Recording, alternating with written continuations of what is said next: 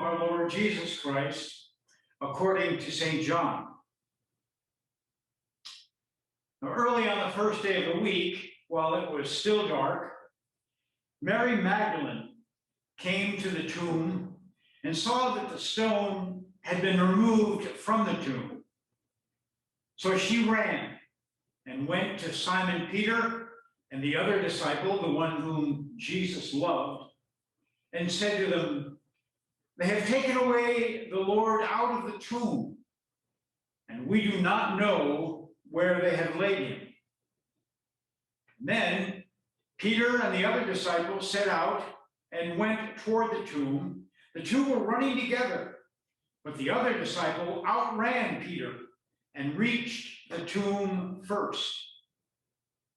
He bent down to look in and saw the linen wrappings lying there, but he did not go in. And then Simon Peter came, following him, and went into the tomb. He saw the linen wrappings lying there and the cloth that had been placed on Jesus' head, not lying with the linen wrappings, but rolled up in a place by itself. And then the other disciple, who reached the tomb first, also went in, and he saw and believed.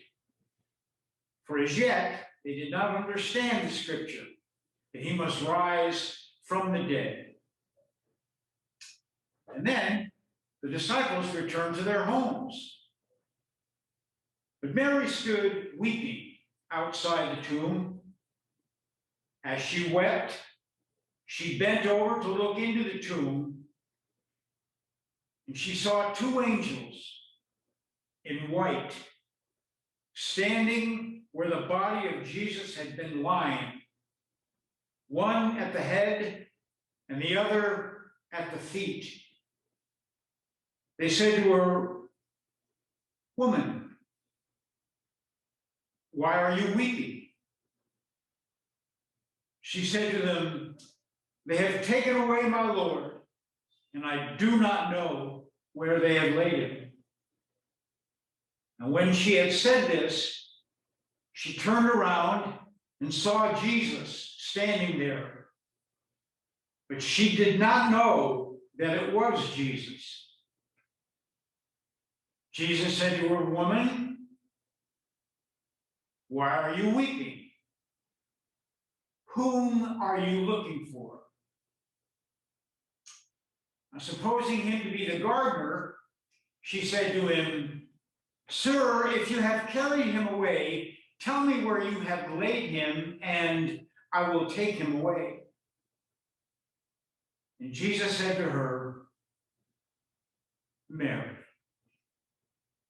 She turned and said to him in Hebrew, "Rabboni," which means teacher. Jesus said to her, "Do not hold on to me, because I have not yet ascended to the Father.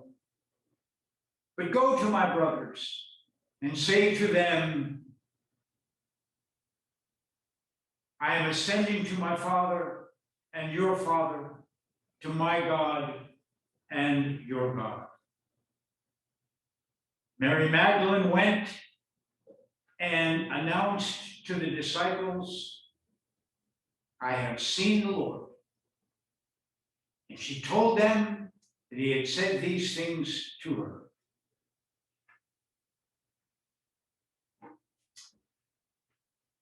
The Gospel of the Lord. Praise to you, Lord Christ.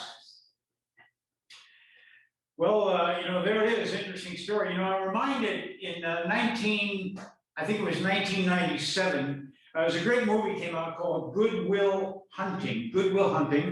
And in it, I don't think it was Matt Damon's first movie, but he was outstanding. A young, street tough Boston kid who happened to be a savant in mathematics, genius IQ in mathematics. And an interesting role was also played by Robin Williams, who did an outstanding job playing a psychiatrist. But anyway, in the movie Good Will Hunting, Matt Damon is he's a blue collar, tough kid, and he happens to be a genius, and he's working as a janitor at MIT. And, he's in there cleaning the blackboards and sweeping the floors and so forth. And he finds a mathematical equation written on a chalkboard. And he sees that there's an error. He goes up and erases some of it and fixes it. And the next day, the professor comes in and looks at the board, realizes that something has changed, can't figure out how or why. And this happens a number of times. And the professor, who happens, at MIT to be like one of the main mathematical geniuses on the planet, begins to go back and forth with Matt Damon on these on the blackboard. And they do all these configurations and working out these problems. And finally, the teacher said, I got to meet this guy. So he hangs out and waits for Matt Damon to come. And the movie unfolds from there. But what's interesting is that in mathematics, and I like the movie because in high school, I was a mathematician. I loved math. I think I've shared this with you before, but I used to, when I was in prep school, I used to sit up, we had lights out at 10 o'clock. And if a light was on in your dorm room after 10 o'clock, you could get demerits. So I would be under my covers with a flashlight at night, working out mathematical problems. I loved math. And I was so good at it that I was a candidate for the AP SAT test. And one of the things that's required on an advanced placement test is that you have to show your work. You have to show your work. In other words, they put an equation up there and you have to solve it or prove it, but you have to give evidence of the fact that you knew how you got from A to B. And showing your work is an important part of mathematics. It's like, tell me how you arrived at that conclusion. And so here we are with the bodily resurrection of Jesus, and I'm just curious, if someone were to ask you about the bodily resurrection, true or false, and you were to say one way or the other, what I would say is, show me your work. Show me your work. And this is an interesting challenge, huh? On the bodily resurrection of Jesus. And so we have the way that John tells the story. And it's interesting, if you were to put all four resurrection explanations before you to figure out what's going on, you'd be more confused than when you started. But here's John, and you got to think now we're talking maybe 40, 50, 60, maybe 70 years after the resurrection, telling the story of what happened on that night. Because one of the things about that night is that nobody was there.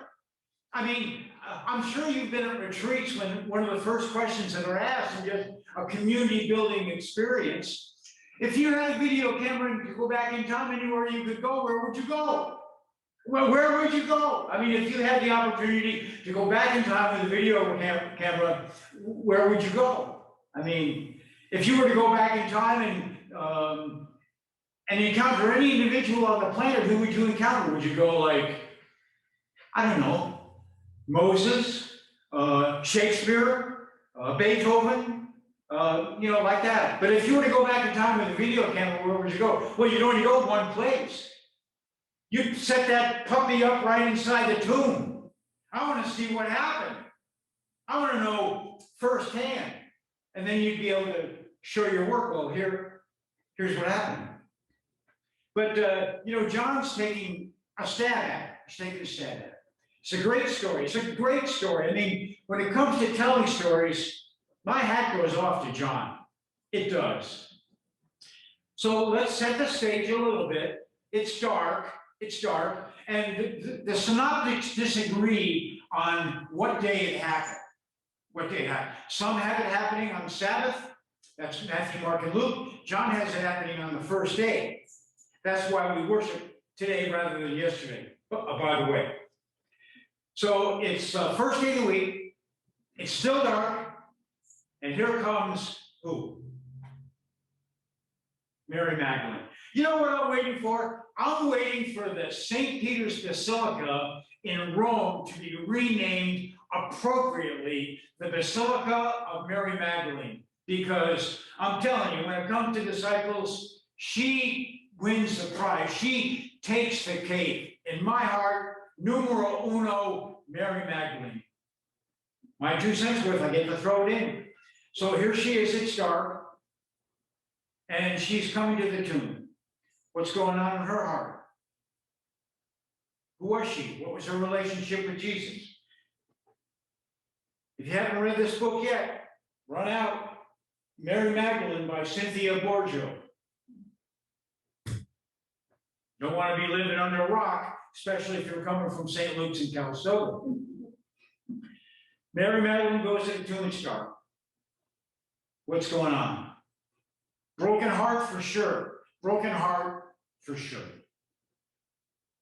Why did she go? Maybe to prepare the body? John doesn't say that. What does she see? The stone roll away. Does she go to the tomb? No. Does she see anything more than that? No. How close did she get? We don't know. It's dark. She had to have been close enough to see that the stone had been rolled away. What went through her mind when she found that the stone was rolled away?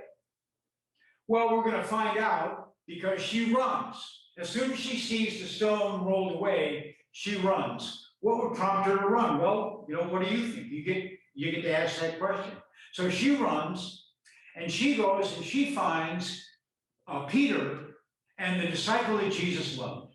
Now, she takes off a pretty good clip. Now, if you've been to the Holy City, you've been to the Holy Land, you know that you can go from what's called the cenacle, the upper room. You can go from there to the Church of the Holy Sepulchre, where everything happened, and it's not a long way. It's not 3/4 of a mile, maybe not half a mile. I didn't really figure out how many yards it would actually be, but it wouldn't be that far a run. It would be a long way for a non-runner, but it wouldn't be that far. So she runs, and she tells Peter and John, the one that Jesus loved, that the stone has been rolled away. They have taken my Lord, and I do not know where they have laid it. So her assumption is that the tomb has been robbed. The tomb is robbed. That's what she figures at this point.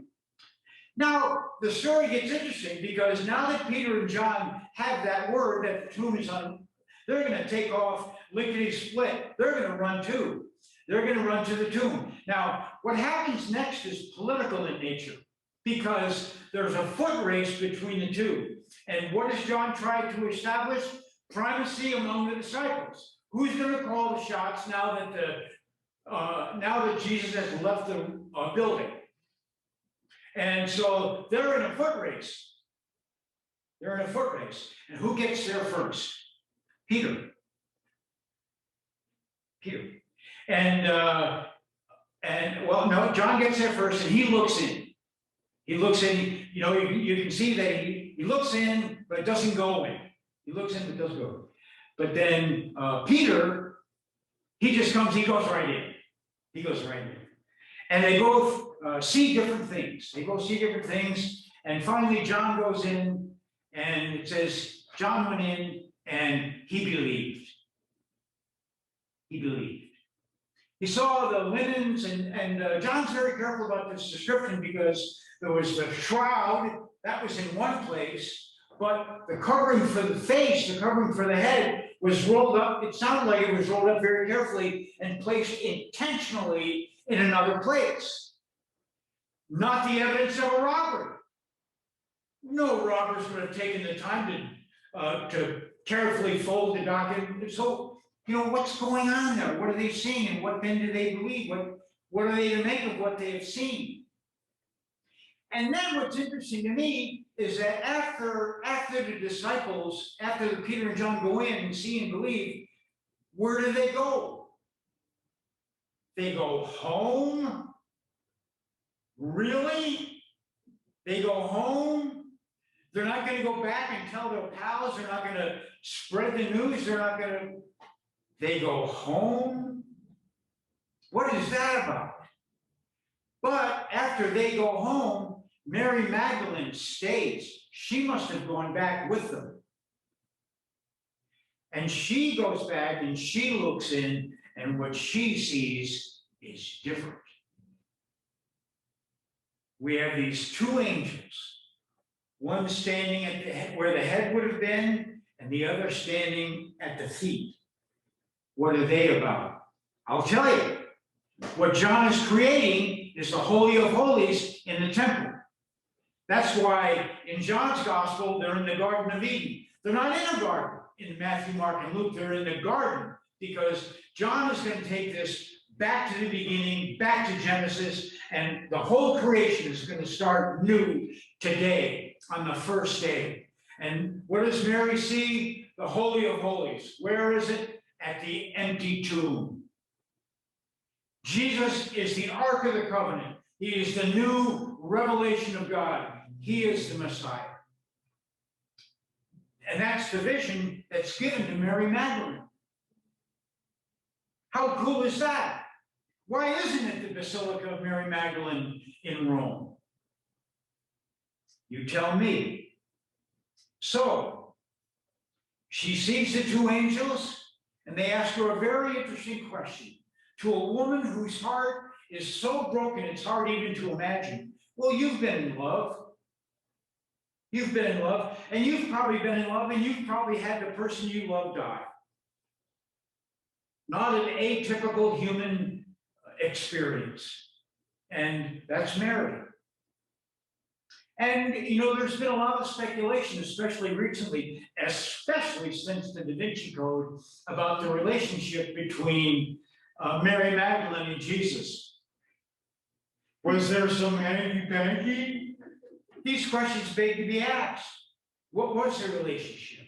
Well, there's no question in my mind and in my heart that Mary Magdalene loved Jesus. It says about the beloved disciple that Jesus loved him, but it doesn't say that the beloved disciple loved Jesus. I think that role went alone to Mary Magdalene. My 2 cents worth? Cynthia happens to agree. So there's Mary, and the angels asked her why she's weeping. This seems to be a no-brainer of a question. And then she looks around and she sees this person, which she mistakes to be a gardener. But actually, it's not a mistake, because it is the gardener. It's the creator of the universe. It's God in a human form, which is Jesus, who created everything and who is the master gardener, the creator of the universe. And he repeats the question. Why are you weeping? Nobody died. It's all good. And Mary, you know, like rubbing her eyes at this point. What is happening to the universe as I understand it? And she said, they've taken away my Lord, and I do not know where they've laid him. If you have any evidence, if you have any information about what's happened here, could you please tell me it? And that's when he calls her by name. Mary. And boom, the scales fall. And the same is true for you. The same is true for me. I'm telling you, when you have the experience of God calling your name, you get it. You just get it. And that's the experience that Mary had. And of course, she wants to embrace the physicality of God, and she's warned against it. I'm not that anymore. I'm not that anymore. But here's what I want you to do. Here's what I want you to do. I'm not ascended. That's going to happen. That's down the road. But right now, I want you to go and tell my brothers. Now, this is probably one of the most significant missionary initiatives on the planet. I want you, Mary Magdalene, to go and tell the boys, the clueless guys hiding in the room, what you've seen and what I told you to tell them. Okay, and then she goes. So this is a question, you know, this is a story that asks more questions than it answers. And it's a story on which, you know, I mean, we don't get to see very much of the work. Show me the work. Show me how you got there. Show me how you got to bodily resurrection. And so, the mystery of it should come home. And it continues. I mean, you can ask me on a different day of the week, and I'll give you a different answer. Bodily resurrection? Oh, absolutely, for sure. I mean, there's no way. It had to have happened. Ask me on another day, it's a stretch. On another day, it doesn't really make any difference. Jesus taught what he taught, said what he said, influenced who he influenced, and I'm just picking up the pieces as I go along. Or you could just say, this is the teaching of the church. Show me your work. Show me your work. So there's a woman that I quoted, and there are some voices emerging in Christianity, primarily women's voices, like Cynthia, and they had a vision for a different kind of church than the one that we are all accustomed to, which is hierarchical and patriarchal and in many ways misogynistic. And come on, ladies, the first ordained women in 1979, we should be ashamed of ourselves. I mean, at least it should have happened with women's suffrage. But no. Anyway, don't get me started on that. So this is an Episcopalian priest, and her name is Debbie Thomas. And I just, my hat goes off to this gal. She is brilliant beyond her years. And I just love what she says in particular about these different gospel messages. But she's weighing in now on the bodily resurrection of Jesus. And this was just a couple of weeks ago. And her website, by the way, is journeywithjesus.net. It's just, I never miss it. So here she is. This year in particular, I'm grateful that Scripture preserves the gap between God's all-sufficient work, the bodily resurrection, and our tenuous apprehension of it. In other words, how little we understand about what God is doing in the world and in our individual life. Because she says, it's a gap that I know so well. She's admitting to the fact that she don't have all the answers. She goes on, Debbie goes on. I believe, and then parenthetically, most of the time, but I don't, parenthetically, yet understand. I cling to the resurrection, but I don't know what to do with the ongoing cruelty of death. Now that's honest. That's just saying it like it is. I love that kind of vulnerability. I trust that Jesus reigns, but I don't comprehend the elusive nature of his kingdom. I mean, for an Episcopalian priest, this takes, well, you know what it takes. I believe that all things will be well, but I don't understand why they're not at all well now. St. Anselm of Canterbury, now this is one of the great saints of our tradition, St. Anselm of Canterbury, his motto for the Christian life was faith seeking understanding. I believe, but I'm working on it. I believe, but I'm in process. I believe, but it's a journey. In other words, I know what's out there, and I'm making my way toward it, but I've got some room to move. I like that, she says. It allows me to accept where I am right now. And what have I experienced of Jesus so far? Can I hang on to the faith that is possible in light of my current experience, as incomplete as it is? Can I wait in silence as the waves of alarm, fear, amazement, and hope course through me, bringing me slowly to resurrection joy? I think she's asking very important questions, which, we ourselves can ask on Easter Sunday. So, we have this great story, and, Debbie is going to kind of wrap up where she kind of winds up on Easter Sunday. So we know from the complete witness of the four Gospels that the frightened silence of the women on Easter morning eventually gave way to proclamation. It eventually happened. We know that eventually the message of the bodily resurrection got out. He is risen from the dead. He is not here. Their alarm subsided. Their courage deepened. Their trauma healed. And their amazement grew. Check that out. Their alarm subsided. Their courage deepened. Their trauma healed. And their amazement grew. That's amazing. That's amazing pilgrimage just in and of itself. They learned how to choose hope. They learned how to make the story their own. And as they did, the story blossomed and grew. Here we are. Joy came. Faith came. Peace came. Love came. And slowly, the glorious truth of a conquered grave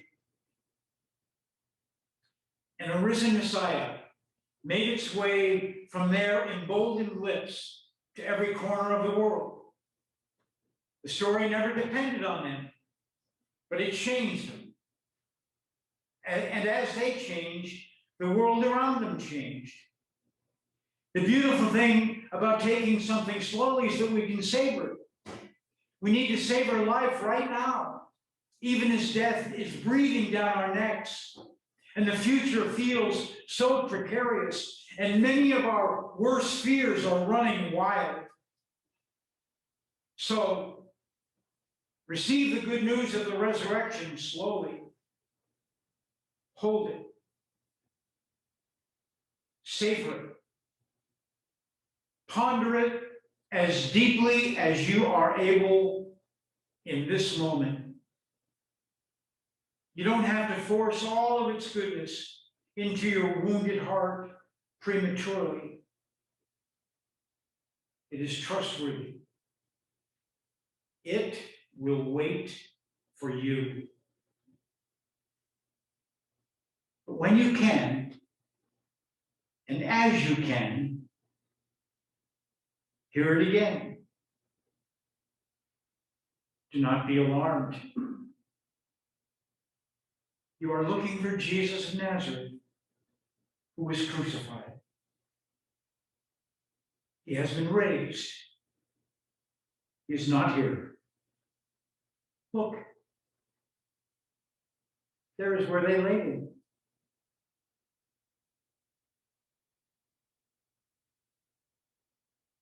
Can you hear it? All that has been taken so cruelly will be restored. Christ is risen. The grave is empty. Love is eternal. And the defeat of death is sure. Nothing will be lost. Whether or not you can bear this great truth right now doesn't matter.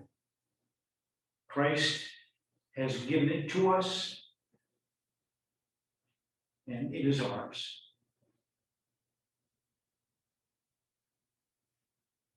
Now that's a message I can live with on Easter Sunday. Contributions to St. Luke's Episcopal Church help to make the digital ministry and other outreach within the community possible. If it is in your heart to make a donation, St. Luke's secure PayPal link, as well as the church's mailing information, may be found in the description of this video. Thank you.